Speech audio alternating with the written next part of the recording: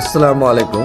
চলে আসলাম বরিশাল নতুন আরেকজন উদ্যোক্তাকে তার স্বপ্নের জায়গাতে পৌঁছে দেওয়ার জন্য আসছি। তো সবাই দোয়া করবেন। দেখেন কারখানাটার খুব সুন্দর পরিবেশ। আসসালামু আলাইকুম রহমতুল্লাহ বরকাত। চলে আসলাম আজকে একটা নতুন উদ্যোক্তাকে কিভাবে পুরাপুরি সেট আপটা করে দিতে হয়। অনেক উদ্যোক্তারা জানে না কি সেটিং দিয়ে কি জুতা বানাতে হবে, কারণ সিদ্ধান্তটা যদি সঠিকভাবে না করতে পারেন তাহলে আপনি কখনো উদ্যোক্তা সফল হতে পারবেন না। তো আজকে দেখাবো গাইস যে আপনাদের পরিপূর্ণ সেট আপটা করে কিভাবে প্রোডাক্টগুলো তৈরি করবেন এবং অতি সহজে কিভাবে একটা স্বপ্নের প্রোডাক্ট বানিয়ে আপনি কিভাবে ডেভেলপ করবেন এবং কারখানাটা রান করতে পারবেন আজকে দেখাবো। এই যে একটি রোলার মেশিন, এটা সম্পূর্ণ কিন্তু আমার হাতের সেট আপ দেওয়া। এই যে একটা রোলার মেশিন, এটা হলো আমার হাইড্রোলিক মেশিনের পাম্প, যেটা দিয়ে আপনার হাইড্রোলিক মেশিনের পর্যাপ্ত পরিমাণ প্রেসার দেওয়া হয়। এই যে আমার পছন্দের নাইফগুলা, একজন উদ্যোক্তা বলছে যে উস্তাদ আপনার মন মতন করে আমার কারখানাটা সেট আপ করবেন। এখন সেট আপ করতে আইসা আপনাদেরকে দেখানোর জন্য চেষ্টা করছি। তো দেখেন এই যে সুন্দর সুন্দর নাইফ, এখানে প্রায় 15টা আইটেমের নাইফ আনছি। উদ্যোক্তা মনটা বোর্ডে আমাকে পরামর্শ দিয়েছে যে যেভাবে হোক উদ্যোক্তা আমাকে বলছে তাকে অতি শীঘ্রই জানি গন্তব্যস্থানে পৌঁছানো যায় এবং সকল ধরনের প্রোডাক্ট জানি সে মার্কেটে দিতে পারে। সেই জন্য আমি ঢাকার উস্তাদ মোহাম্মদ সুজন উস্তাদ পাদুকা শিল্প থেকে আপনাদেরকে দেখানোর চেষ্টা করছি একটা কারখানা কিভাবে সেট আপ করতে হয়। তো আসো, এই যে আমার যে হাইড্রোলিক মেশিন একদম নিউ, এই সেট আপটা করতে যে আমি নিজে বসে থেকে কিন্তু এই সেট আপটা করেছি। এই যে একটা আনকমন যে বব মেশিন, এটা দিয়ে দুইজন বব করতে পারবে, রাফিং করতে পারবে দুইজন, সেম দুইজন। যখন আপনার প্রোডাকশন হিউজ পরিমাণ হবে সেই জন্য এই বব মেশিনটা।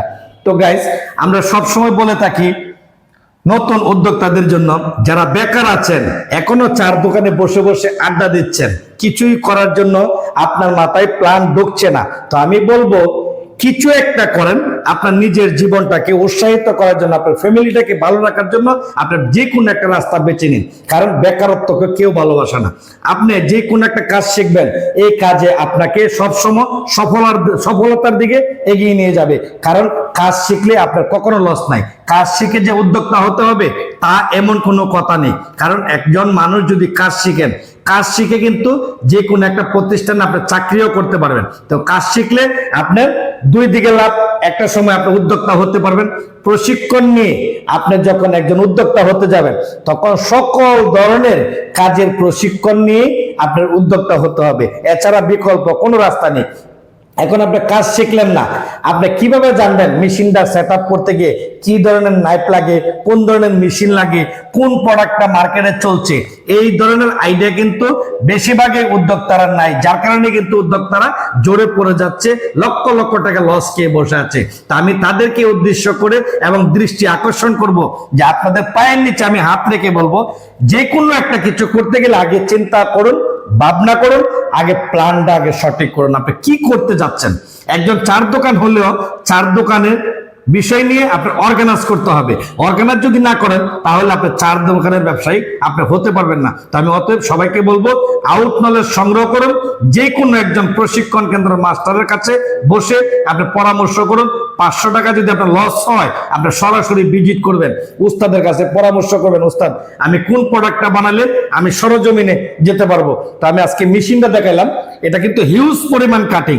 আপনি যত ধরনের মাল আছে, চামড়া বলেন, জেন্টসের চামড়া, হাই র্যাঙ্কের চামড়া বলেন, সেটাও কিন্তু কাটিং করতে পারবেন একমাত্র হাইড্রোলিকের ভরসায়।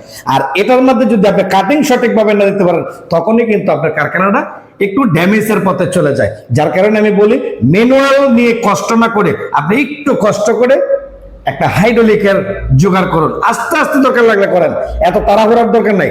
কারণ সাধারণত ভাবে আমি গ্রামগঞ্জে দেখছি 5 লক্ষ টাকার নিচে কোনো উদ্যোক্তা নাই, কিন্তু 5 লক্ষ টাকা পুঁজি কাটায় একটা উদ্যোক্তা যদি সঠিক গন্তব্যস্থানে না যায়, একজন উস্তাদের পরামর্শ নিয়ে সে কি করে একজন উদ্যোক্তা হতে পারে এটা আমার বুঝে আসে না।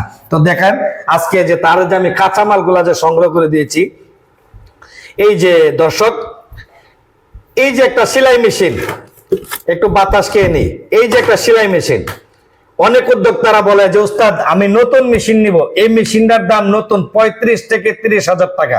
তা আমি এই উদ্যোক্তাকে কিনে দিয়েছি 15,000 থেকে 12,000 টাকার ভেতরে, আমি তাকে সেট আপ করে দিয়েছি মোটা কাজের জন্য। যে কোনো কাজ করতে পারবেন, তাহলে আপনি কেন যাবেন আপনার 30,000 টাকা 35,000 টাকা সেলাই মেশিন কেনার জন্য? টাকা যদি অনেকের বেশি হয়ে যায় তখন কিন্তু তারা অন্যদিকে ডাইনে বামে চোখ দেয়, চোখ দেওয়ার কারণে কিন্তু কারখানাটা লসের পথে চলে যায়। তো দর্শক সবসময় চেষ্টা করবেন একজন উস্তাদের পরামর্শ নিয়ে। তো দেখেন এখানে যতগুলো লেস আনছি, এই প্রত্যেকটা লেস হবে আমার মন মতন ডিজাইন করে। আমি বুঝবো একটা দোকানদারের সাথে এই ডিজাইনগুলা কিভাবে আমি সেট আপ করবো, এটা আমার সাজেশন।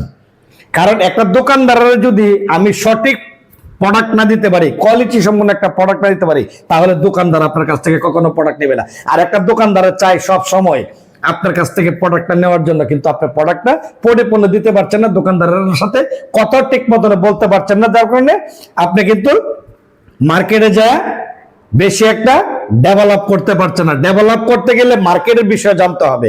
একটা দোকানদারে যদি বলে আমাকে এই প্রোডাক্টটা বানায় দেন, আর আপনি যদি বলেন যে উস্তাদ আমি তো মহাজনটা যদি দোকানদার মালিকের বলে যে আপনাকে একটা প্রোডাক্ট বানায় দেওয়ার জন্য, আপনি যদি বলেন যে ভাই আমি এই জুতা তো বানাতে পারি না, তখনই কিন্তু আপনি সেই জায়গাতে ধরা। আপনার স্ট্রং হয়ে বলতে হবে, আপনি যে কোনো প্রোডাক্ট দিবেন আমি মোহাম্মদ সুজয় ওস্তাদ বানাই দিব, এভাবে দোকানদারের সাথে কথা বলতে হবে। একজন উদ্যোক্তা মানে কি অনেক বড় বিষয়। আপনি একজন উদ্যোক্তা, প্রস্তুতকারক, আপনার কারখানার থেকে প্রোডাক্টগুলো তৈরি হয় আর আপনার প্রোডাক্ট বিক্রি করে দোকানদাররা। দোকানদাররা যদি আপনার কাছ থেকে বেশি জানার চেষ্টা করে, আপনি যদি দোকানদারের সাথে কথা ঠিক মতো না বলতে পারেন, তাহলে তো দোকানদারের কাছে সারা জীবনই আপনি ধরা। তো টাকা দিয়ে কি আপনি দরের ব্যবসা করবেন, নাকি টাকা দিয়ে টেনশনের ব্যবসা করবেন, নাকি টাকা দিয়ে রিল্যাক্সে আপনি পরিবারটাকে স্বাবলম্বী করার জন্য বিজনেস করবেন?